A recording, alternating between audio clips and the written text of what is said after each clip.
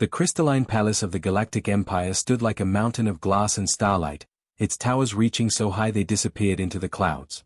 Inside one of those towers, in a room filled with the most expensive teaching equipment money could buy, sat a little girl who had broken the hearts of 50 teachers. Princess Alara was 8 years old. She had golden hair that caught the light, and eyes that seemed to look right through you. But she never spoke. Not a single word. Not since she was 3 years old, when the neural plague swept through the royal family. The disease had come and gone, taking her voice with it. Her vocal cords worked fine, the doctors checked 100 times. But something in her brain, some pathway that turned thoughts into words, had been destroyed. The Empire had sent their best. First came the telepaths, aliens who could read minds across star systems. They sat with Alara for weeks, trying to hear her thoughts. They found only silence, like staring into an empty room. Next came the technology experts with their neural interfaces and brain-computer connections. The machines sparked and flickered against Alara's mind, giving her terrible headaches but producing nothing. Then the Empire tried the empaths, creatures who could feel emotions like colors in the air. Even they retreated, confused and exhausted. 50 teachers. 50 failures. Each one more qualified than the last. Each one left the palace with their reputation in pieces, unable to explain why this one small girl defeated everything they knew about education. Down in the lower halls of the palace, where the important people never looked, Tom Baker pushed his mop across marble floors that cost more than his home planet. Tom was human, which in this empire meant he was nobody. Humans were the janitors, the laborers, the people who did the jobs no one else wanted. The empire's other species, tall, elegant aliens with multiple arms and brains the size of melons, they ran things. Humans just cleaned up after them. Tom had been working the night shift in the royal wing for 2 years. He'd seen all 50 teachers come and go. He'd cleaned up their frustrated tears, their scattered papers, their broken teaching tools. He'd mopped the floors outside Alara's classroom while they shouted at her, begged her, tried every trick they knew. Nothing worked. Tonight, Tom watched teacher number 50 storm past him without even a glance. The alien didn't see him. They never did. To them, Tom was just part of the furniture, as invisible as the mop he carried.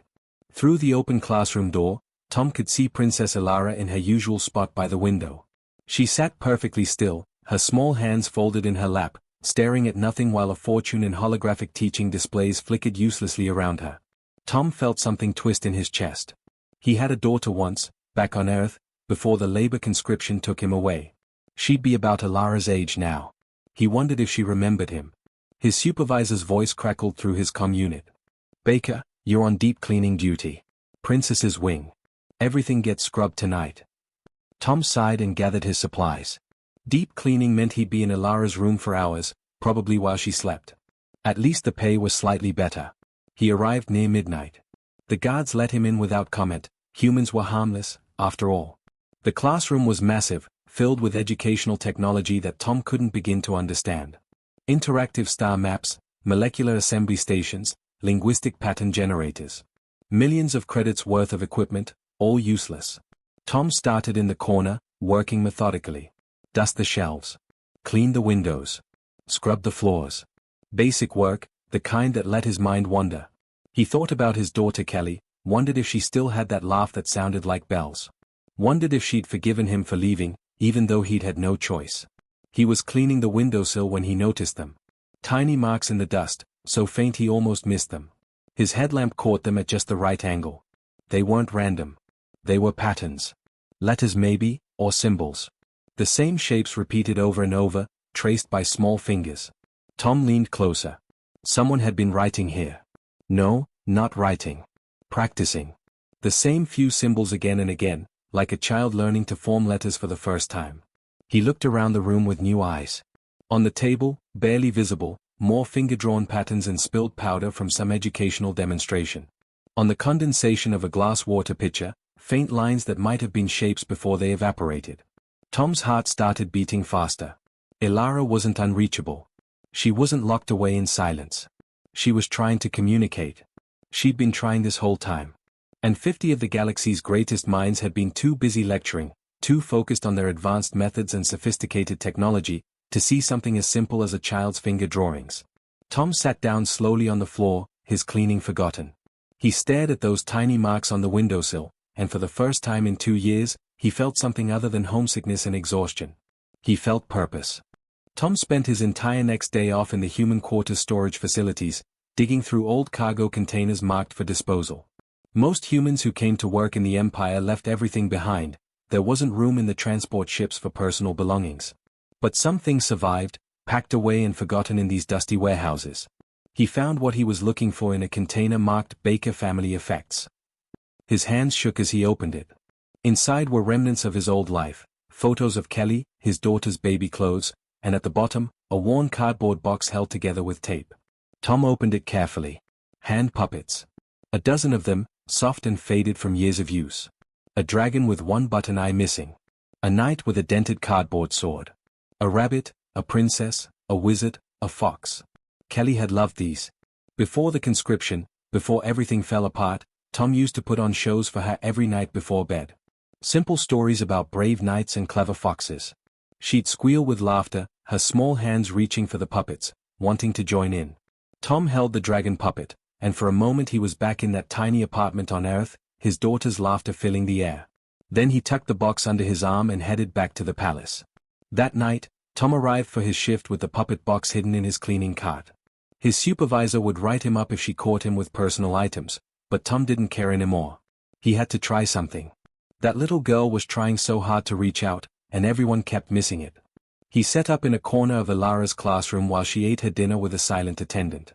Using an overturned bucket and a cleaning cloth, Tom built the world's saddest puppet stage. It wasn't much, but it would work. The attendant left. Ilara returned to her spot by the window, settling into her usual stillness. Tom waited, nervous. Then he slipped the dragon onto his right hand and the knight onto his left. He didn't announce himself. Didn't explain. He just started. The dragon puppet swooped through the air. The knight raised his tiny sword. They faced each other in an ancient dance of predator and protector.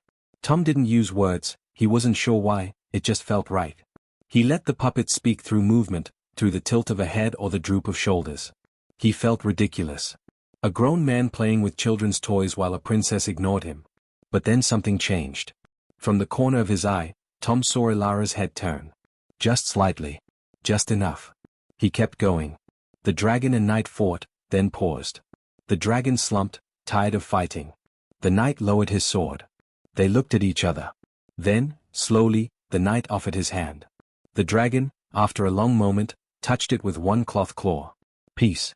Tom heard a sound, a sharp intake of breath. Ilara had moved to the edge of her chair, leaning forward, her eyes locked on the puppets. Actually seeing them. Actually here, present, engaged in a way none of the expensive technology had managed. Tom's throat tightened. He carefully set the puppets down on the floor between them, then went back to mopping, giving her space. When he glanced back 10 minutes later, Ilara had moved. She was sitting on the floor now, just looking at the puppets. Not touching them. Just looking. He came back the next night. This time he did a different story, The Rabbit and the Fox, a tale about being clever versus being kind. Ilara was already sitting on the floor when he arrived, in the exact same spot as yesterday. Waiting. By the third night, she'd moved closer to the puppet stage. By the fourth, her fingers twitched when the dragon puppet swooped near her. On the fifth night, Tom set the rabbit puppet down near her hand and started a story with just the fox. The fox was alone, searching for something. Lost. Afraid. Tom made it wander across the floor, looking behind the bucket stage, under the cloth. Searching. Searching. And then, Ilara's hand moved. Her fingers touched the rabbit puppet. Tom's breath caught, but he forced himself to stay calm, to keep the fox moving. Ilara picked up the rabbit. She held it in both hands, staring at it like she'd discovered treasure. The fox puppet wandered close. Tom made it stop, cock its head at the rabbit. Ilara lifted the rabbit. Made it hop once. Twice. Then it hopped toward the fox.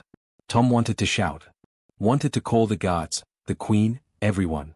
But instead he just made the fox dance in a circle, happy to have found a friend. The rabbit danced too, awkward and jerky in Ilara's unpracticed hands, but dancing. They played for 20 minutes. No words. Just movement, just story. The rabbit and fox had an adventure finding a lost star and returning it to the sky, told entirely through hops and swoops and the tilt of fabric heads. When Ilara's attendant came to put her to bed, the little girl looked at Tom directly for the first time. Really looked at him. Saw him. Her eyes said what her voice couldn't. Thank you for not giving up on me. Tom gathered his puppets with shaking hands. He'd spent 2 years invisible in this palace. Tonight, for the first time, someone had actually seen him. More importantly, he'd seen her. Not the impossible student. Not the tragic princess. Just Alara. A little girl who'd been screaming in silence, waiting for someone to learn her language. Tom smiled as he pushed his cart down the empty corridor. Tomorrow night, he'd bring more puppets. They had so many more stories to tell. The security footage reached the Queen 3 days later. A night shift guard, bored and flipping through camera feeds, had noticed something strange. Princess Alara, the girl who never moved, never engaged, was sitting on the floor playing. Actually playing. With a human janitor and what looked like children's toys? The Queen watched the footage 5 times. She saw her daughter smile. She hadn't seen Alara smile in 5 years. Her hands trembled as she rewound it again, watching this impossible human coax life back into her child using nothing but scraps of fabric and imagination. By morning, Tom was standing in the throne room, still in his janitor's uniform, surrounded by advisors and education officials who looked at him like he was some kind of alien specimen. The Queen sat on her throne, and for the first time since he'd arrived at the palace, someone important was actually looking at him. Really looking. "Show us," the Queen said simply. So Tom did. Right there in the throne room, with half the royal court watching, he pulled out his puppets and told a story. The dragon and the knight again, because it was Alara's favorite. The little princess sat on the marble floor like it was the most natural thing in the world, holding the rabbit puppet, making it interact with Tom's characters. The court watched in stunned silence as Alara created an entire narrative without speaking a word. Her rabbit helped the dragon and knight work together to rescue a lost child. The story had emotions, fear, hope, friendship, sacrifice. Complex ideas flowing through simple movements. When it ended, the throne room erupted in chaos. Officials shouted over each other. How did this work? What was the technique? Could it be measured, quantified, taught to others? Director Harrison of the Educational Board stepped forward. He was tall, important, with medals covering his chest for his contributions to learning theory. "This is unprecedented," he announced. "We must study this immediately. Document every interaction. There must be some neurological factor we've missed.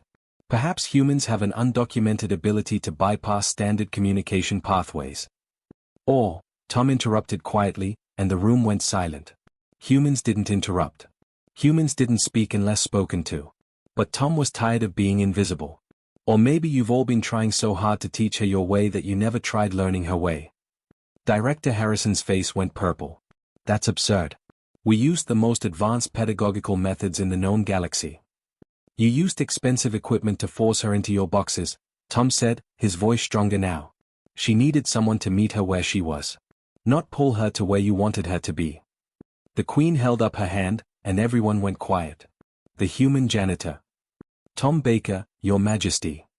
Tom Baker has achieved what 50 experts could not. Therefore, Tom Baker will be Princess Alara's primary educator. Effective immediately. The court exploded again. This was unthinkable. Humans didn't teach. Humans didn't hold positions of authority. But the Queen's word was final, and so Tom found himself with an office, a salary, and an entire team of educational specialists watching his every move like scientists studying a new species. They documented everything. They took notes. They ran brain scans on both Tom and Alara, looking for the secret. But there was no secret to find. When Alara struggled with mathematics, Tom didn't pull out equation matrices. He set up a puppet marketplace. The dragon sold magical stones, the knight needed to buy armor, the rabbit had a farm stand. They acted out addition and subtraction, multiplication and division, through stories of commerce and trade. For history lessons, Tom staged puppet plays about the Empire's founding. The Great Wars became epic adventures. Political alliances turned into stories of friendship and betrayal. Every dry fact transformed into narrative, into something Alara could touch and feel and understand. Director Harrison watched with increasing frustration. But where's the curriculum? Where's the structure? How do we replicate this? You don't, Tom said simply. Every kid's different. What works for Alara might not work for the next student. That's not scalable. That's not efficient. It's not supposed to be efficient. It's supposed to work. Word spread through the Empire. Other families started asking questions. They had children too, kids the system had labeled as failures. Children with disabilities, with trauma, with minds that worked differently than the standard model. Could this human help them too? The Queen authorized it. They brought Tom, a boy from the military district who hadn't spoken since watching his family die in a raid. Tom didn't have puppets for him, puppets felt wrong. Instead, he used model spaceships. They acted out battles, but the battles always ended with someone choosing peace, choosing to save rather than destroy. 3 weeks later, the boy spoke his first words: "The ships can fly away. They don't have to fight." They brought him a girl with something the aliens called pattern fixation disorder.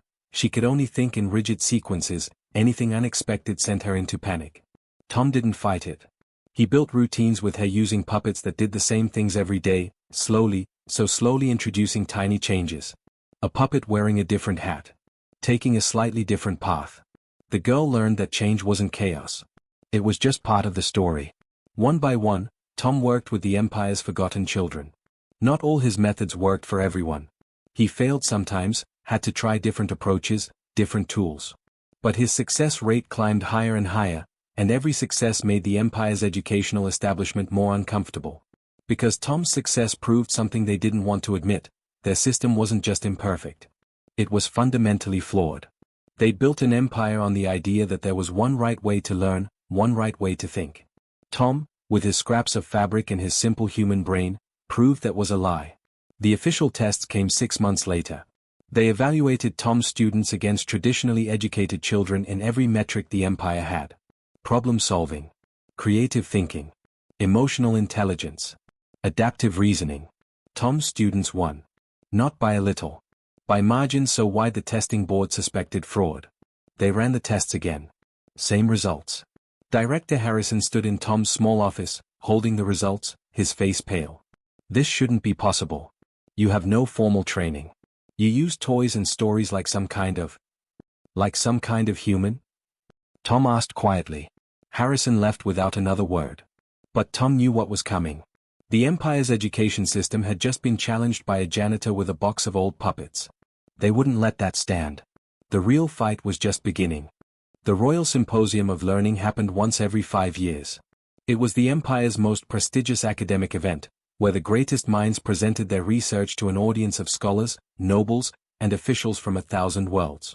The presentations were dense, technical, full of terminology that took years of study to understand. It was no place for a child. Especially not a child who couldn't speak. But the Queen had made her decision. Princess Ilara would present. The Empire needed to see what was possible when you stopped telling people what they couldn't do and started helping them show what they could. Tom spent weeks preparing with Ilara. Not drilling her, not making her memorize anything. Just playing, exploring, letting her work out how to explain the ideas growing in her mind. She'd been learning for 8 months now, and her understanding of communication theory, how beings share ideas across different languages and cultures, had surpassed what most scholars achieved in years of study. She just needed a way to show it. The night before the symposium, Tom found Ilara in her room, staring at her puppets lined up on the windowsill. She looked terrified. Tom sat beside her. "You don't have to do this," he said gently. "We can tell them no." Ilara shook her head firmly. She picked up the rabbit puppet, her favorite, and made it hop toward Tom. Then she made it turn and hop away, then come back, then away again. Moving between 2 points. Back and forth. Tom understood. She needed to build a bridge. Between her world and theirs. Between silence and understanding. And she was scared, but she was ready. The symposium hall held 3,000 beings. Scholars from across the galaxy filled the seats, their various forms a rainbow of alien biology. They'd come expecting the usual dry presentations. What they got was a human janitor and a mute princess walking onto the stage with a box of fabric toys. The murmuring started immediately. Confusion. Some laughter. Director Harrison sat in the front row, his arms crossed, clearly expecting this experiment to fail spectacularly. Tom set up the puppet stage, a real one this time, built by the palace craftsman. Ilara stood beside him, her small hands steady despite the massive audience. Tom operated 3 puppets. Ilara controlled 4. And they began. It started simple. A puppet person trying to talk to another puppet person. But they spoke different languages. Tom showed this through different movement patterns, different rhythms. The puppets gestured, confused, frustrated. Communication breaking down. Then Ilara introduced a third puppet. It didn't speak either language. Instead, it drew pictures in the air. Tom had rigged up a light system that traced the puppet's movements, leaving glowing trails. The third puppet drew images both other puppets could understand. A bridge formed. The audience leaned forward. The presentation grew more complex. Ilara showed how communication wasn't just about words. It was about rhythm, pattern, emotion, context. She demonstrated how trauma could break communication pathways, one puppet shutting down, unable to respond, trapped. Then she showed how new pathways could form if you stopped forcing the old ones and built new bridges instead. It was brilliant. Even the scholars who'd come ready to mock had gone quiet, transfixed. This 10-year-old girl was teaching them concepts they'd struggled with for decades, using nothing but puppets and light. The finale built to a representation of the Empire itself.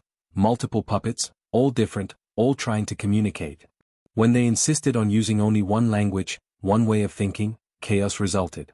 But when they each contributed their own method, when they built bridges instead of walls, harmony emerged. 20 minutes. Not a single word spoken. And when it ended, the symposium hall sat in absolute silence. Then someone started clapping. Then another. Then the entire hall rose in a standing ovation that shook the walls. Ilara stood frozen on stage, overwhelmed. Tom put a hand on her shoulder, and she grabbed onto him like he was the only solid thing in a spinning world. When the applause finally died down, the moderator approached the microphone. Princess Ilara, that was extraordinary. If you're willing, some scholars have questions. And then it happened. Ilara stepped forward. She reached for Tom's hand and squeezed it. Her face twisted with concentration, with effort. Her mouth opened. Share. The word came out rough, broken, like something dragged across gravel. But it was a word. It was her voice. The hall erupted again, but Tom barely heard it. He was staring at Ilara, his eyes burning. Medical scans had confirmed it 100 times, her neural pathways hadn't healed. The damage from the plague was permanent. This should be impossible. But Ilara had done what humans had always done best. When the path forward was blocked, she'd found another way.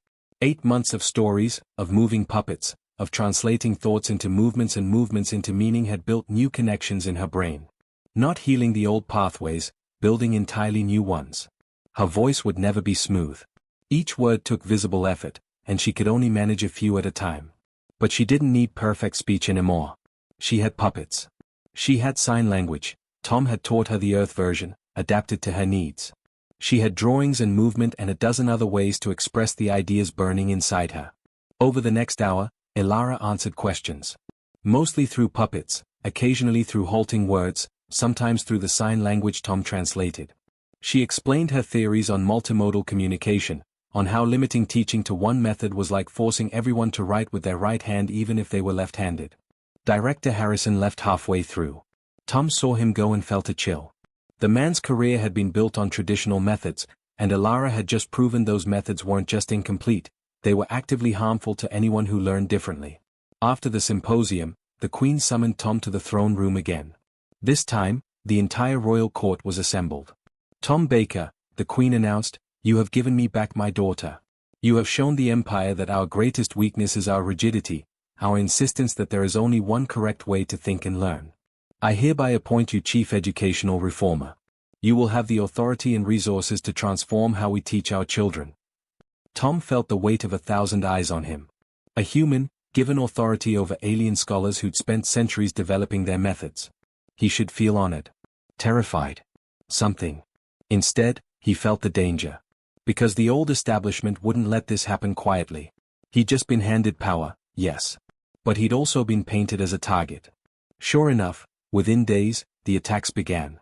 Articles in academic journals claiming Ilara had been misdiagnosed all along. That Tom's other student successes were exaggerated. That his methods were dangerous, untested, impossible to scale. The Empire's educational civil war had begun. And Tom, a janitor who just wanted to help one lonely girl, found himself at the center of it. 2 years after that symposium, the Empire was tearing itself apart. Not with weapons or armies, but with something far more dangerous, ideas. Tom stood in a classroom on the planet Belarus 4, watching a teacher named Rita use puppets to help a young alien child understand fractions. The child, who'd been labeled unteachable by 3 different schools, was laughing as she made her puppet divide a pretend pizza among friends. 6 months ago, This girl couldn't sit still for 5 minutes. Now she was solving problems that stumped kids twice her age. "You're a natural," Tom told Rita after the lesson. Rita shook her head, smiling. "I'm just doing what you taught us. Meet them where they are. Speak their language." She paused. "The school board tried to shut us down last week. Said we weren't following approved curriculum standards." Tom's jaw tightened. "What happened?" "The parents showed up. 200 of them. They blockaded the building." Rita's eyes shone. "Their kids are learning, Tom. Really learning. They're not going to let anyone take that away." It was the same story on 100 worlds. Tom's methods, people were calling it the human method now, had spread like wildfire. Teachers who'd watched that symposium recording started experimenting. Parents whose children had been failed by traditional schools began demanding alternatives. And the old educational establishment fought back with everything they had. Director Harrison had formed a coalition. The Alliance for Educational Standards, they called themselves. They lobbied governments, cut funding to schools using Tom's approaches, and flooded academic journals with papers claiming the human method was pseudoscience. Dangerous. A fad that would damage children's minds. But then the test results started coming in. Independent researchers, ones with no stake in the fight, ran comparisons. Children taught with the human method didn't just match their traditionally educated peers. They exceeded them. Dramatically. Especially in creativity, problem-solving, and adaptive thinking, the exact skills the empire claimed to value most. The evidence was undeniable. But evidence didn't matter when careers and egos were on the line. Tom traveled constantly now, training teachers across the galaxy. Not teaching them techniques, that was the point. He taught philosophy. Every child learns differently. Communication has 1,000 forms. Disability isn't inability, it's just a different ability. Never confuse being different with being broken. He was exhausted. He missed the simple days of mopping floors and putting on puppet shows for one little girl. But he couldn't stop. Because for every Rita who succeeded, there were 10 teachers being fired for trying. For every school that embraced new methods, 3 were threatened into compliance. The breaking point came on a cold morning in the Empire's capital. Princess Ilara, now 12 years old, requested to address the full Confederate Council. The council rarely let anyone under 18 speak, let alone a princess who still struggled with words. But Ilara's mother had taught her well, sometimes the only way to win was to make them listen. Tom stood backstage as Ilara prepared.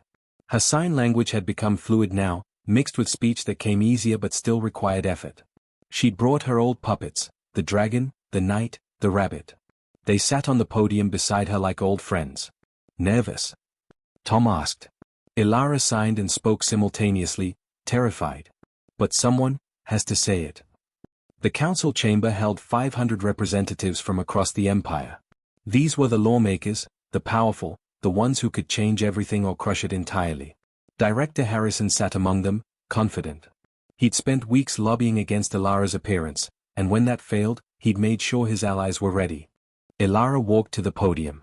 For a long moment, she just looked at them all. Then she began, her voice halting but clear, supplemented by signs Tom translated for those who couldn't understand. "I was 3, when I lost my voice. 50 teachers tried to fix me. They used the best technology, the best methods. Everything your system promised would work." She paused. "They all failed. Because they were trying to force me into their shape.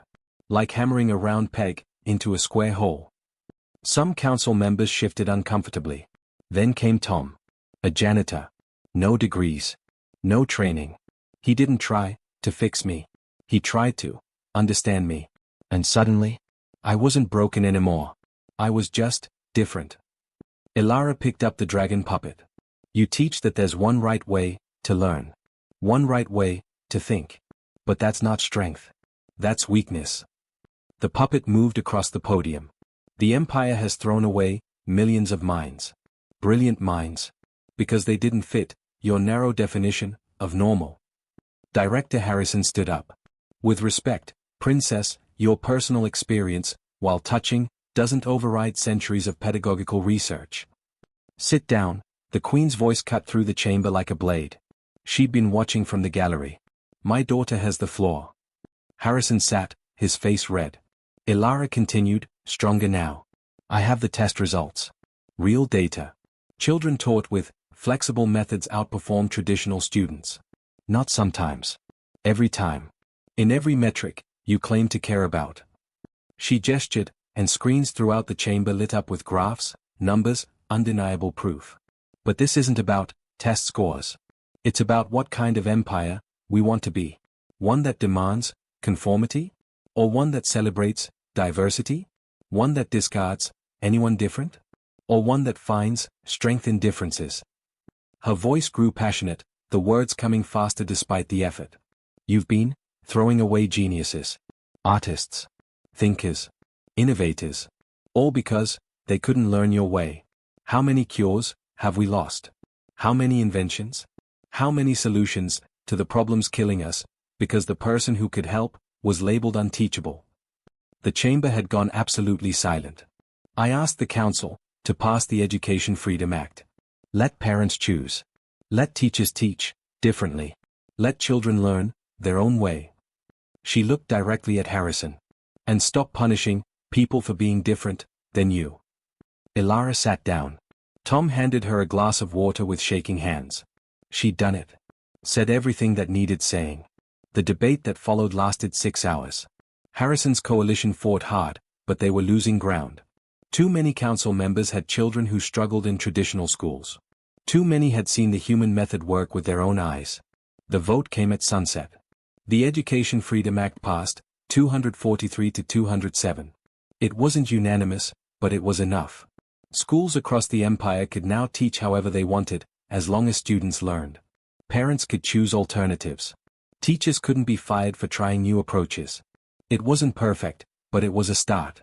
But the real victory wasn't legislative. It was cultural. Within a year, human immigration restrictions loosened. Humans started filling positions in counseling, diplomacy, creative fields, anywhere their different way of thinking was finally valued. The Labor Conscription Act was repealed. Tom got a message from Earth. His daughter Kelly was coming to visit. She trained as a teacher, inspired by the stories of what her father had done. Tom stood in the palace gardens the day Kelly arrived, watching ships descend through the clouds.